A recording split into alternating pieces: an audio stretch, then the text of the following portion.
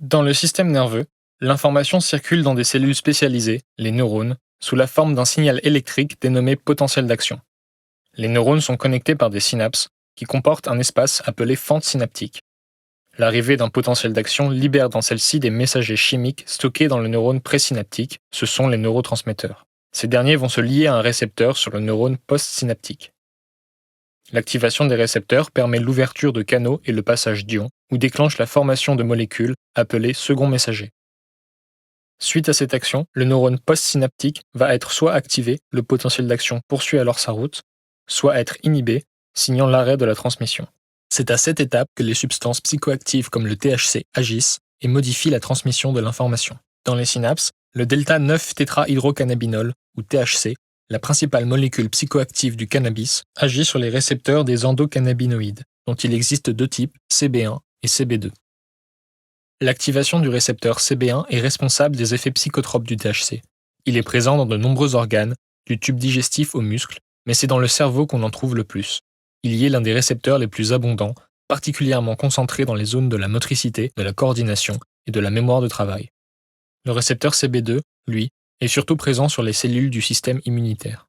Les endocannabinoïdes ne sont pas des neurotransmetteurs classiques. Ils ne sont pas stockés, mais synthétisés à la demande par le neurone postsynaptique. Ils sont ensuite diffusés librement dans la fente synaptique, avant d'être rapidement recaptés et dégradés par des enzymes spécifiques. Les endocannabinoïdes sont des neurotransmetteurs rétrogrades. Ils agissent sur le neurone présynaptique, envoyant un signal inverse à la transmission du potentiel d'action, afin de moduler l'activité de la synapse. En se fixant sur les récepteurs CB1 d'un neurone, le THC ou les endocannabinoïdes entraînent une diminution de la formation d'un second messager, la fermeture du canal d'entrée des ions positifs, l'ouverture de leur canal de sortie. Ces trois mécanismes engendrent une diminution importante de la transmission synaptique, voire un arrêt de la propagation du potentiel d'action. Les récepteurs CB1 étant très nombreux dans le cerveau et le corps, beaucoup de neurones sont susceptibles d'être inhibés par le THC. Ainsi, dans les synapses, le THC inhibe la libération de la sérotonine, le neurotransmetteur de la gestion de l'humeur, du glutamate, un excitateur impliqué dans le système de récompense, et de l'acétylcholine, un neuromodulateur qui intervient entre autres dans la mémoire et l'apprentissage. Dans les synapses, le THC agit aussi sur l'acide gamma-aminobutyrique, ou GABA, un neurotransmetteur principalement utilisé par les interneurones qui font office de pont entre des centaines d'autres neurones.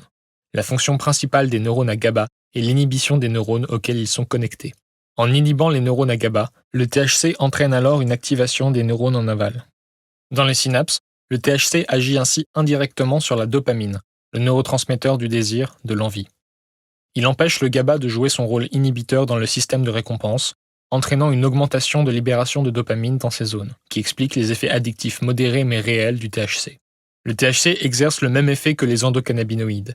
Il inhibe la libération de plusieurs neurotransmetteurs et module indirectement l'activité de certaines zones, comme le système de récompense.